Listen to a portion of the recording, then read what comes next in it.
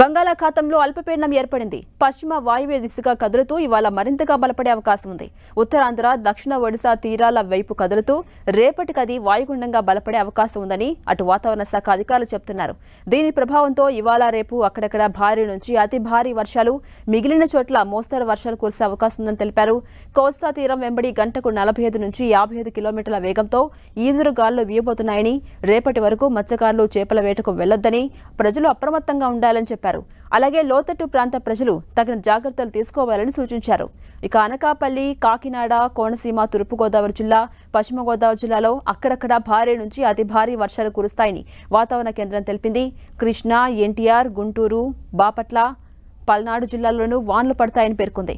ఇక ఇవాళ తెలంగాణలోని పెద్దపల్లి, జయశంకర్, భూపాలపల్లి, ములుగు, భద్రాద్రి కొత్తగూడెం జిల్లాల్లో అతి నుంచి అత్యంత భారీ వర్షాలు కురిసే అవకాశం ఉందని పేర్కొంది వాతావరణ శాఖ.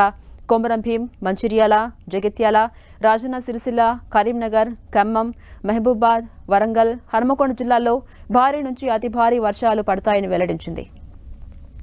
ఇక రేపు కరీంనగర్, పెద్దపల్లి, జయశంకర్, భూపాలపల్లి, ములుగు, భద్రాద్రి కొత్తగూడెం, ఖమ్మం, వరంగల్, హన్మకొండ, సిద్దిపేట జిల్లాలో అక్కడక్కడ అతి నుంచి అత్యంత భారీ వర్షాలు కురుస్తాయని ప్రకటనలో పేర్కొంది.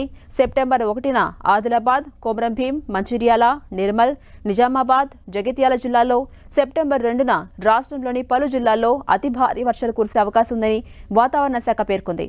ఇక భారీ వర్ష సూచనతో విపత్తు అధికారులను అప్రమత్తంగా ఉండాలని ప్రభుత్వానికి వాతావరణ కేంద్రం సూచించింది.